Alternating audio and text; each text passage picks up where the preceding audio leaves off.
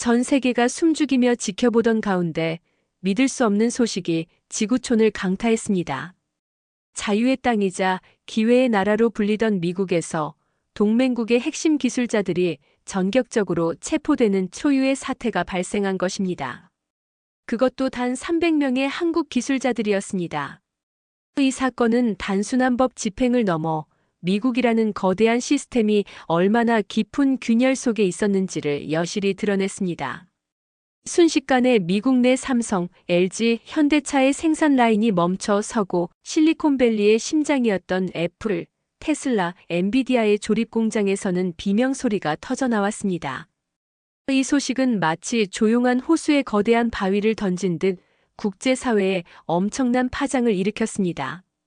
일본은 이 사태를 이용해 반사 이익을 노리려 했고 중국은 자국 시장의 안정성을 홍보했지만 글로벌 자본은 차갑게 등을 돌렸습니다. 오히려 독일과 프랑스 등 유럽 주요국들은 미국을 강력히 비판하며 한국의 손을 들어주었습니다. 이 장면은 마치 거대한 제국이 스스로의 오만함에 발이 묶여 넘어지는 듯한 비극적 아이러니를 연출했습니다. 세계 경제 전문가들은 일제히 미국 우선주의가 결국 미국 자멸주의로 귀결되었다는 냉혹한 평가를 내놓았습니다.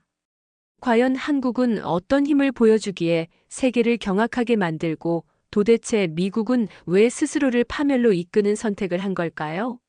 지금부터 그 숨겨진 진실을 파헤쳐 보겠습니다. 저는 국제 금융시장의 흐름과 기술 패권의 변화를 20년간 추적해온 경제 탐사 전문 기자 알렉스 샤르마입니다. 저는 이 모든 과정을 직접 목격하며 세계가 미처 알지 못했던 한국의 진짜 힘과 그들이 어떻게 이 거대한 격변 속에서 새로운 세계 질서의 중심에 서게 되었는지를 깨달았습니다. 그리고 저는 오늘 여러분께 그 모든 것을 공개하려 합니다. 제가 한국이라는 나라에 처음 관심을 갖게 된 것은 20세기 중반의 잿더미 속에서 불과 반세기 만에 눈부신 경제 성장을 이룬 한강의 기적 때문만이 아니었습니다. 물론 그 자체로도 경이로웠지만 진정으로 제 눈을 사로잡았던 것은 그들이 일궈낸 기술력의 깊이와 폭이었습니다. 반도체, 배터리, 전기차, 심지어 방위산업에 이르기까지 한국은 이미 세계 산업의 핵심 동력이자 없어서는 안 될 존재로 자리매김하고 있었습니다. 저는 이러한 한국의 부상이 단순한 우연이 아니며 분명히 그 저변에는 다른 국가들과는 차별화되는 매우 강력하고 독창적인 무언가가 있을 것이라고 직감했습니다. 세계가 칭송하는 미국의 기술 독립 신화가 사실은 한국의 핵심 부품 없이는 불가능했다는 현실은 제가 한국에 대한 탐사를 시작하게 된 결정적인 계기였습니다.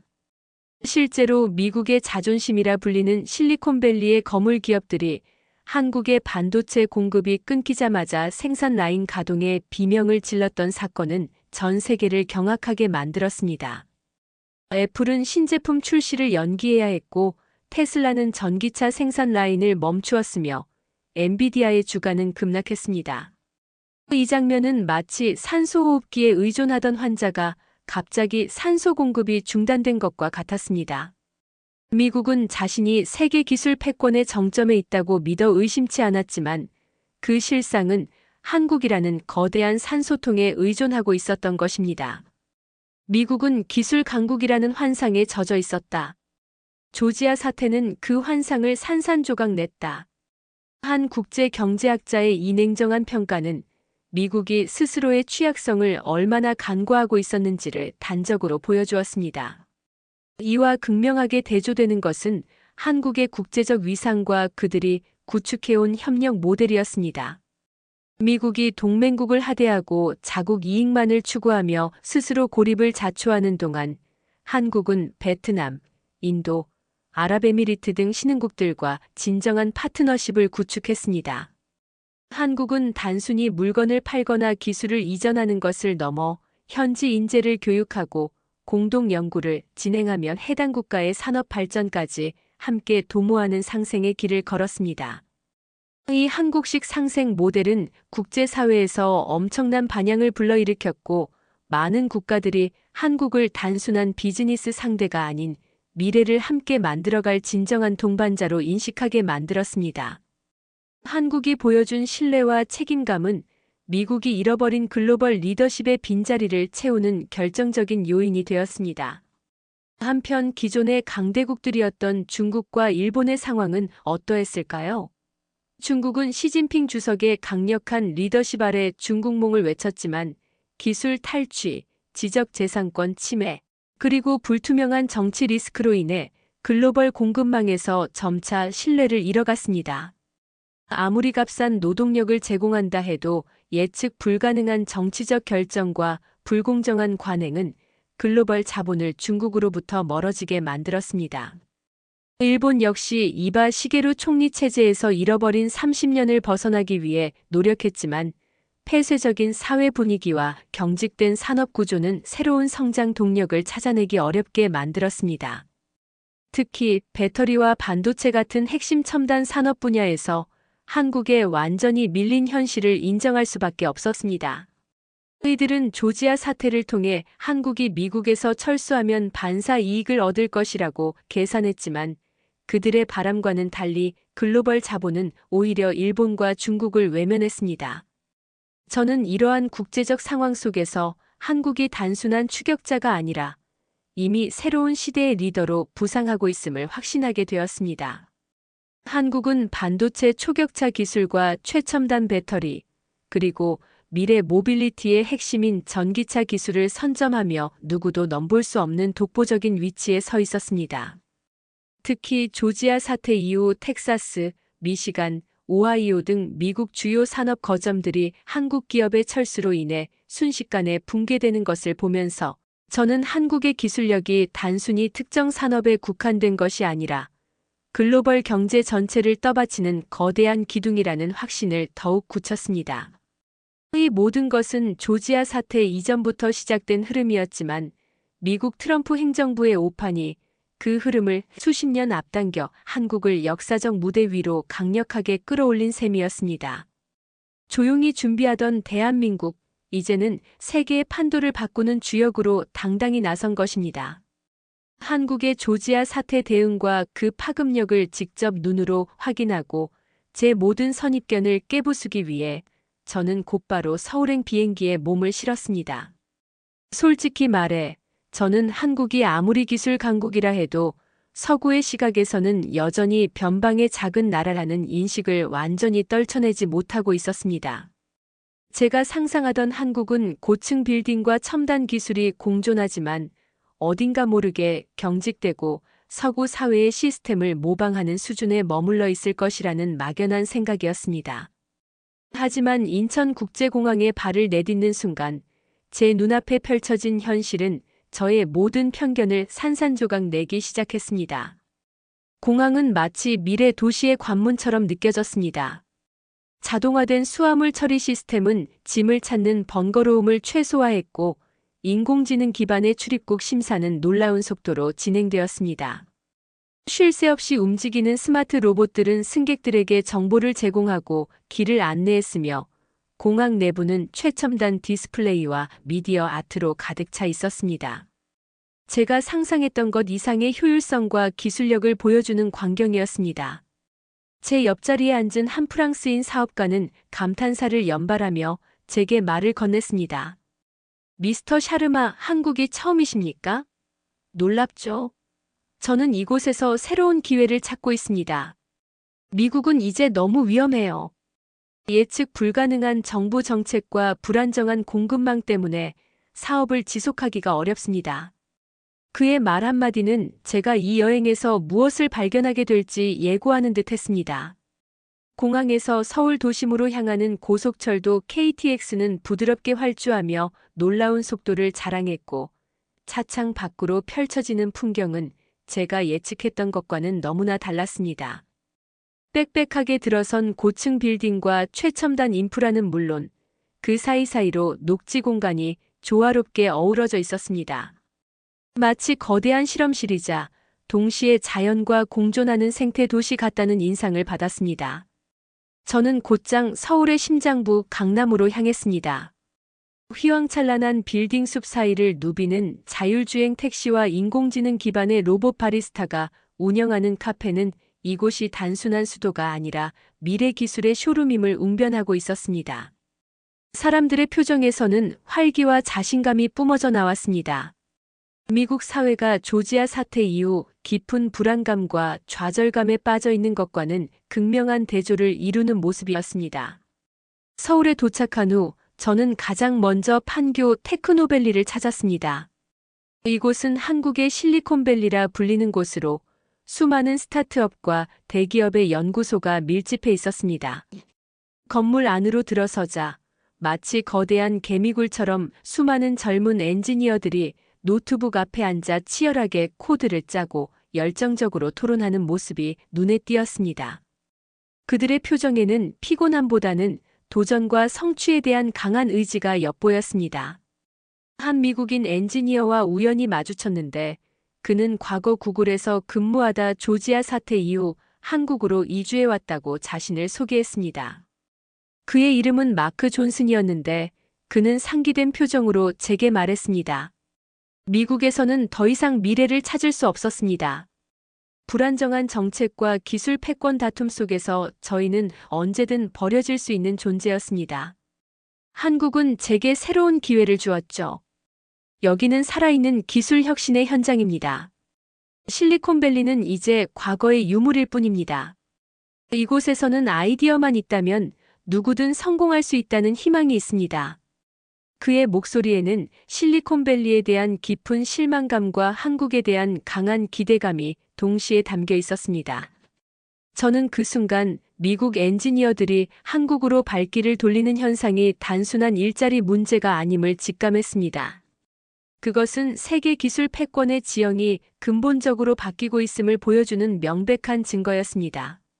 저의 첫인상은 경외감 그 자체였습니다. 한국은 단순히 기술이 발전한 나라가 아니었습니다.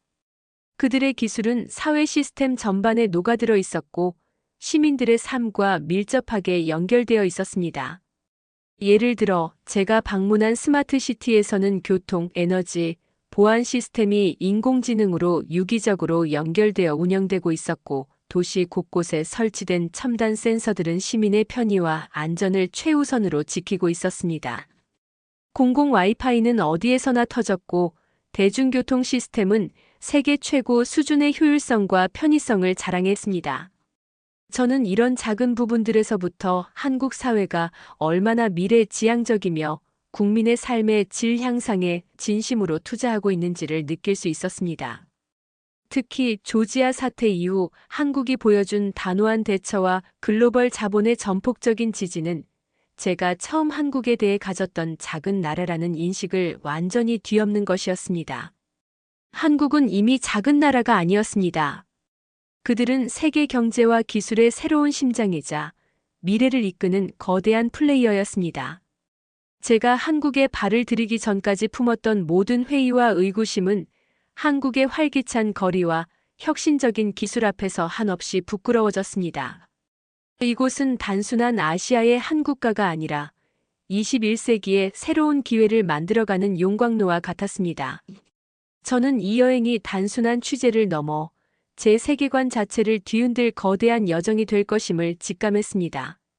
한국의 거리에는 생동감이 넘쳐 흘렀고 그 활기찬 에너지 속에서 저는 새로운 시대의 희망을 보았습니다. 한국이 조지아 사태 이후 세계의 중심으로 급부상할 수 있었던 근본적인 힘은 그들이 지난 수십 년간 끊임없이 투자하고 혁신해온 독보적인 기술력에 있었습니다. 특히 반도체, 배터리, 전기차 그리고 방산 산업은 한국을 세계 유일의 초슈퍼 공장으로 만든 핵심 동력이었습니다. 한국은 단순히 물건을 찍어내는 생산 기지가 아니라 고부가 가치 기술과 안정적인 공급망 그리고 국제적 신뢰를 기반으로 전 세계 산업을 움직이는 심장이 된 것입니다. 이 모든 것을 직접 목도하며 저는 기술은 곧 국력이라는 오래된 격언의 진정한 의미를 한국에서 다시금 깨달았습니다. 반도체 산업에서 한국의 위상은 그야말로 독보적이었습니다. 삼성전자와 SK하이닉스는 메모리 반도체 시장을 압도적으로 지배하고 있었을 뿐만 아니라 비메모리 분야에서도 파운드리 기술을 빠르게 발전시키며 대만의 TSMC와 어깨를 나란히 하고 있었습니다. 평택과 기흥에 위치한 이들의 반도체 클러스터는 세계 최대 규모를 자랑하며 24시간 불이 꺼지지 않는 거대한 지식 기반 공장이었습니다. 제가 직접 방문한 삼성전자 평택 캠퍼스에서는 차세대 AI 반도체를 개발하는 연구원들의 열기가 뜨거웠습니다. 연구실의 공기는 정교한 기계음과 연구원들의 진지한 대화로 가득했습니다. 한 연구원은 눈을 반짝이며 우리는 단순히 칩을 만드는 것이 아니라 미래 시대를 설계하고 있습니다. 미국의 기술 독립 신화는 한국 반도체 없이는 불가능했습니다. 그들은 이제 우리 없이는 단 하루도 버틸 수 없을 겁니다. 라고 힘주어 말했습니다. 그의 목소리에는 자부심과 함께 미래에 대한 확신이 담겨 있었습니다. 조지아 사태 이후 미국의 애플, 테슬라, 엔비디아가 한국 반도체 공급 중단으로 휘청거렸을 때 세계는 한국 반도체의 절대적인 영향력을 비로소 깨달았습니다. 실리콘밸리가 침묵하자 서울 테크밸리라는 이름이 새로운 기술 혁신의 중심지로 부상하기 시작한 것은 결코 우연이 아니었습니다. 미국의 한 언론인은 우리는 너무 오랫동안 우리 기술의 기반이 한국에 있다는 사실을 외면했다. 이제 그 대가를 치르고 있다고 보도했습니다. 한국의 반도체 기술은 단순한 상업적 성과를 넘어 국가 안보와 직결되는 전략 자산이 되었음을 전 세계가 인정한 순간이었습니다. 배터리 및 전기차 산업 또한 한국의 강력한 무기였습니다. LG에너지솔루션, 삼성 SDI, SK온은 전기차 배터리 시장에서 글로벌 점유율 1, 2위를 다투며 전 세계 전기차 산업의 미래를 짊어지고 있었습니다. 오창과 울산에 있는 이들의 배터리 생산 공장은 최첨단 자동화 시스템을 갖추고 있었고, 동시에 차세대 전고체 배터리 연구에 막대한 투자를 아끼지 않고 있었습니다. 제가 방문한 LG에너지솔루션 연구소에서는 전고체 배터리 시제품이 전시되어 있었는데 그 작은 크기에도 불구하고 상상을 초월하는 에너지 밀도를 자랑했습니다. 연구원들은 이것이 미래 전기차의 핵심 동력이 될 것입니다. 우리는 이미 다음 세대의 기술을 준비하고 있습니다. 라고 설명했습니다. 현대차와 기아는 자체 개발한 전기차 플랫폼이 -GMP 기술을 선도하며 글로벌 시장에서 폭발적인 성장세를 기록하고 있었습니다. 특히 미래 모빌리티 솔루션에 대한 과감한 투자와 자율주행 기술 개발은 단순한 자동차 제조업체를 넘어 종합 모빌리티 기업으로의 변모를 가속화했습니다. 조지아 사태 당시 미시간과 오하이오의 전통적인 자동차 공장들이 한국산 배터리 공급 중단으로 순식간에 멈춰 섰을 땐 미국은 한국 배터리의 중요성을 뼈저리게 실감했습니다. 한 미국 자동차 산업 분석가는 망연자실한 표정으로 미국은 전통적인 자동차 강국이었지만 전기차 시대에는 한국의 기술 없이는 한 발짝도 나아갈 수 없다는 현실을 인정해야 합니다. 우리의 자존심이 아니라 현실을 직시해야 할 때입니다. 라고 자조 섞인 목소리로 말했습니다. 그의 말에서는 깊은 좌절감이 묻어났습니다. 더욱 놀라운 것은 한국의 방위 산업이었습니다. 과거 미국과 러시아, 프랑스가 독점하던 세계 무기 시장에서 한국은 K9 자주포, KF-21 전투기, K239 천무 다연장 로켓 등으로 독점적인 위치를 차지하며 새로운 강자로 떠올랐습니다. 폴란드, 루마니아 등 유럽 국가들이 한국 무기를 대거 도입하면서 나토의 네이티오 내부에서조차 미국 의존도를 줄이고 한국을 안보 파트너로 인식하기 시작했습니다. 프랑스의 한 국방부 장관은 기자회견에서 미국은 더 이상 신뢰할 수 없는 공급자이며 한국이야말로 유럽 안보의 미래다. 그들의 기술력과 신뢰는 비교할 바가 못 된다라는 파격적인 발언까지 했습니다. 한국의 방산 기술은 단순히 무기를 파는 것을 넘어 동맹국들의 군사 전략과 전력 구조를 한국 중심으로 재편하는 도구가 되고 있었습니다. 제가 직접 참여한 방산 박람회에서는 한국산 무기들의 압도적인 성능과 합리적인 가격에 전 세계 바이어들이 감탄사를 연발했습니다. 특히 KF-21 보람의 전투기는 서구 최신의 전투기와 견주어도 손색 없는 성능을 자랑하며 전 세계 항공 산업 전문가들의 이목을 집중시켰습니다. 한국이 가진 생산 역량은 민간 산업을 넘어 글로벌 안보 질서까지 흔들고 있었던 것입니다. 이는 21세기 새로운 군사 패권의 서막을 알리는 신호탄과 같았습니다. 이러한 기술적 성과는 단순히 기업의 노력만으로 이루어진 것이 아니었습니다. 한국 정부의 강력한 지원 정책과 미래를 내다보는 과감한 투자, 그리고 무엇보다 위기를 기회로 바꾸는 한국인들의 불굴의 저력이 뒷받침되었습니다. 조지아 사태 이후 한국 정부는 긴급히 규제를 완화하고 외국 자본이 자유롭게 들어올 수 있도록 문을 활짝 열었습니다. 이는 과거 일본이 보여주지 못했던 유연성과 개방성이었으며 위기 상황에서 한국이 얼마나 신속하고 현명하게 대처하는지를 보여주는 대목이었습니다. 또한 한국은 베트남, 인도 등 협력국들과 기술을 공유하며 함께 성장하는 상생 모델을 구축했습니다. 중국이 기술을 훔치고 계약을 깨트리며 단기 이익만을 추구했던 것과는 극명하게 대비되는 모습이었습니다. 한 베트남 기업 관계자는 "제게 한국은 우리의 진정한 파트너입니다. 그들은 기술을 아낌없이 공유하고 우리의 인재를 교육하며 함께 미래를 만들어갑니다. 미국이나 중국과는 차원이 다릅니다.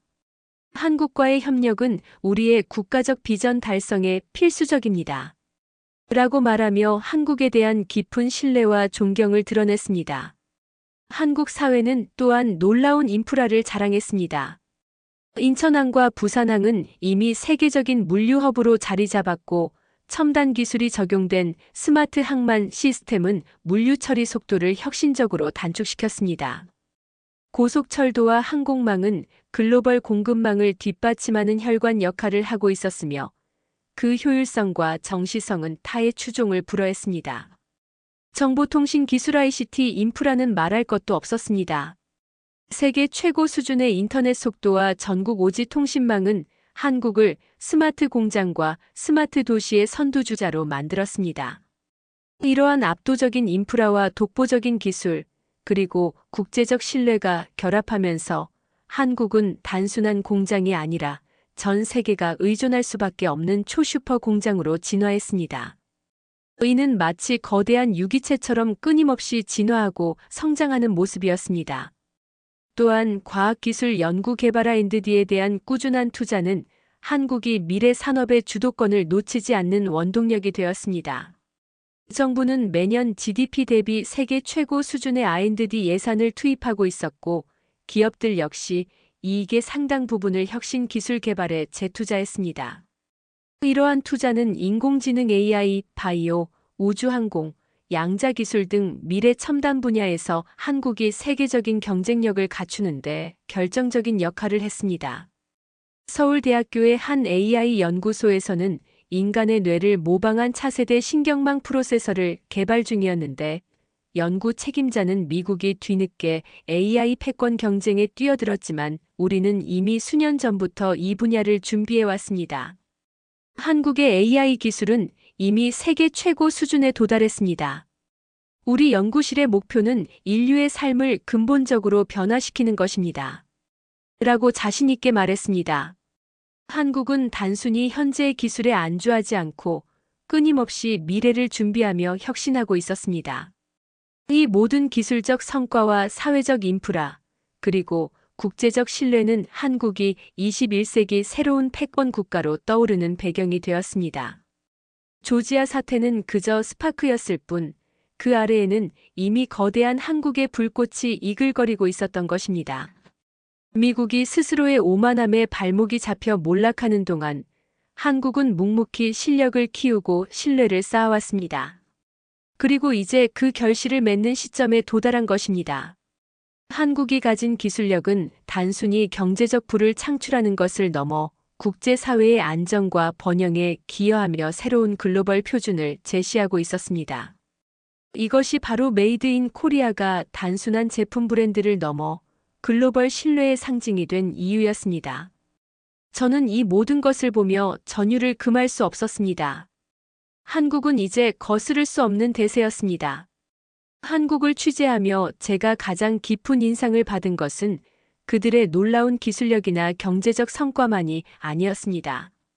저는 거리에서 만난 평범한 한국 시민들에게서 그 모든 것을 가능하게 한 깊은 가치관과 철학을 발견할 수 있었습니다. 특히 조지아 사태 이후 미국 사회가 붕괴되고 아메리칸 드림이 사라지는 동안 한국인들은 묵묵히 자신들의 삶과 미래를 일구어 나가는 모습에서 진정한 코리안 드림의 가능성을 보았습니다. 저는 서울의 번화가인 명동에서 쇼핑을 즐기던 한 젊은 여성 김민지 씨 20대 후반 개발자에게 말을 건넸습니다. 그녀는 밝은 미소를 지으며 제 질문에 답했습니다. 미국이요? 솔직히 충격이 컸죠. 그렇게 큰 나라가 몇몇 기술자들 때문에 흔들릴 줄은 몰랐어요. 하지만 저희는 흔들리지 않았어요. 오히려 우리가 정말 중요한 존재구나 하고 깨달았죠. 저희는 항상 더 나은 것을 만들기 위해 노력해요. 경쟁도 치열하지만 서로 돕고 함께 성장하는 분위기가 있어요. 미국 엔지니어들이 한국으로 온다는 기사를 봤을 때 저는 이제 우리가 기회를 줄 차례라고 생각했어요. 우리는 노력하면 성공할 수 있다는 것을 증명하고 싶어요. 그녀의 목소리에는 자신감과 함께 동료의식 그리고 미래에 대한 희망이 가득했습니다. 그녀는 단순히 성공을 쫓는 것이 아니라 함께 발전하려는 공동체 의식을 가지고 있었습니다. 조지아 사태로 일자리를 잃은 미국 노동자들이 우리를 먹여 살린 건 워싱턴이 아니라 한국 기업이었다고 외쳤던 것과 대조적으로 한국 시민들은 자신들의 기업이 글로벌 시장에서 인정받는 것에 대한 자부심과 함께 신뢰를 기반으로 한 관계의 중요성을 강조했습니다. 저는 수원에 위치한 한 삼성 협력업체에서 일하는 중년의 기술자 박성철 씨 50대 중반 반도체 생산 기술자를 만났습니다. 그는 오랜 시간 한 분야에서 일해온 장인의 눈빛을 가지고 있었습니다. 미국이 우리 기술자들을 체포했을 때 처음에는 분노했죠. 하지만 결국 그들이 더 큰 손해를 받지 않습니까? 우리는 배신하지 않습니다. 한번 약속한 것은 지키고 기술을 공유하며 함께 성장하는 것을 중요하게 생각합니다. 그게 우리 한국 기업의 방식이고 한국인의 자존심입니다. 우리는 갑자기 벼락부자가 된 것이 아닙니다. 땀과 노력으로 여기까지 왔고 앞으로도 그럴 겁니다.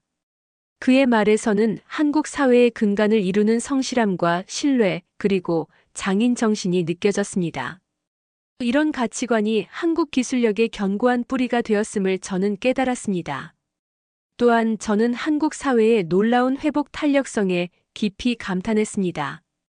과거 IMF 외환 위기, 글로벌 금융 위기 등 수많은 역경 속에서도 한국인들은 좌절하지 않고 똘똘 뭉쳐 위기를 극복해냈습니다. 조지아 사태 역시 그들에게는 또 다른 위기였지만 동시에 더 큰 도약의 기회였습니다. 거리에서 만난 한 대학생, 이준혁 군 20대 초반 국제관계학 전공은 차분하지만 확신에 찬 목소리로 말했습니다. 저희는 어려움을 겪을 때마다 더 강해졌어요. 실패를 두려워하지 않고 끊임없이 도전하는 것이 저희 세대의 특징이라고 생각합니다. 미국이 우리를 버렸다고 생각할 수도 있지만 오히려 우리는 그들을 도울 수 있는 존재가 되었다는 것에 더 큰 책임감을 느껴요. 이제는 우리가 세계의 문제 해결에 기여할 차례라고 생각합니다. 그의 말에서는 젊은 세대의 개방성과 국제적 시야, 그리고 미래 지향적인 사고방식이 엿보였습니다. 이것이 바로 코리안 드림의 새로운 동력이었습니다.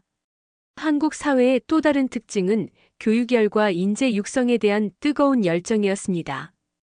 조지아 사태 이후 미국 엔지니어들이 한국으로 몰려드는 현상은 단순한 일자리 이동을 넘어 한국이 전 세계 인재를 흡수하는 새로운 중심이 되었음을 보여주었습니다. 제가 방문한 서울의 한 유명 대학 캠퍼스에서는 외국인 유학생들이 한국 학생들과 함께 밤늦게까지 스터디를 하는 모습을 흔히 볼 수 있었습니다. 한인도 출신 유학생은 한국의 교육 시스템은 매우 경쟁적이지만 동시에 최고의 기회를 제공합니다. 저는 이곳에서 인공지능 전문가로서의 꿈을 키우고 있습니다. 미국에서는 불가능했을 겁니다. 라고 말했습니다. 한국은 단순히 기술을 생산하는 것을 넘어 미래를 이끌어갈 인재를 양성하고 전 세계의 두뇌를 끌어들이는 자석과 같은 존재가 되어 있었습니다. 이는 과거 미국이 누리던 황금기를 그대로 한국이 이어받고 있음을 명백히 보여주는 것이었습니다. 결국 한국 시민들에게서 제가 발견한 가치관과 철학은 신뢰, 성실, 도전, 상생, 그리고 회복 탄력성이었습니다. 이 모든 요소들이 결합하여 한국을 단순한 기술 강국이 아닌 국제사회에서 존경받고 신뢰받는 리더 국가로 만들고 있었습니다. 미국이 자존심 때문에 동맹을 배신하고 스스로 고립되는 길을 택하는 동안 한국은 묵묵히 자신들의 가치를 지키며 새로운 코리안 드림을 만들어가고 있었습니다. 아메리칸 드림이 종말을 고한 시대에 한국은 전 세계에 새로운 희망의 메시지를 던지고 있었던 것입니다. 저는 이들의 굳건한 정신과 가치관 앞에서 깊은 경외심을 느꼈습니다. 한국의 힘은 눈에 보이는 기술력뿐만 아니라 그들의 정신 속에 깊이 뿌리내린 숭고한 가치에서 비롯되고 있었습니다. 이 모든 것을 목격한 저는 한국이라는 나라가 왜 세계의 새로운 중심이 될 수밖에 없었는지를 명확히 이해하게 되었습니다. 그들의 기술은 세계 최고였지만 그 기술을 움직이는 것은 바로 이들의 굳건한 가치관과 철학이었습니다.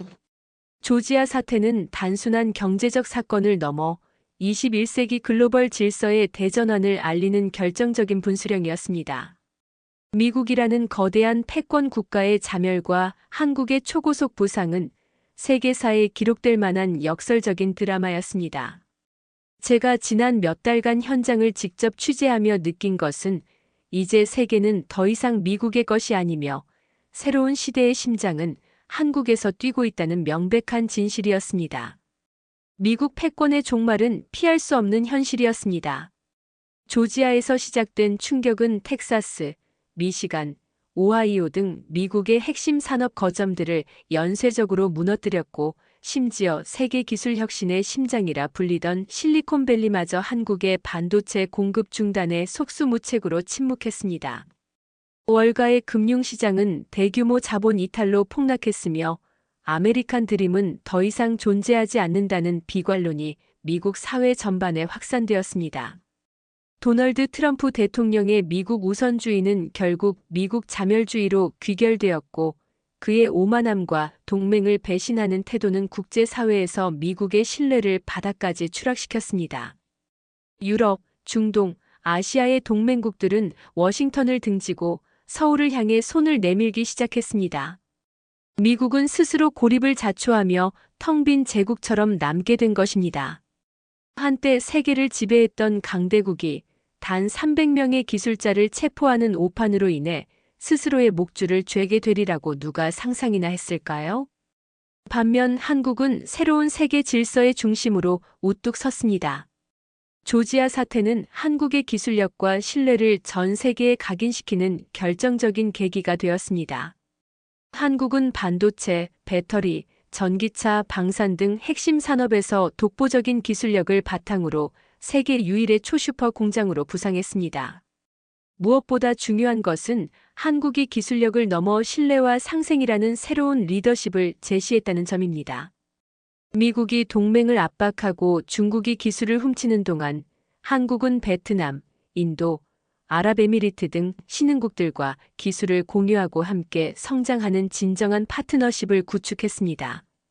이러한 한국식 리더십은 국제사회의 전폭적인 지지를 얻었고 글로벌 자본과 인재는 앞다투어 한국으로 몰려들었습니다. 서울은 뉴욕을 대신하는 새로운 금융 허브로, 판교는 실리콘밸리를 대체하는 기술 혁신의 성지로 자리매김했습니다.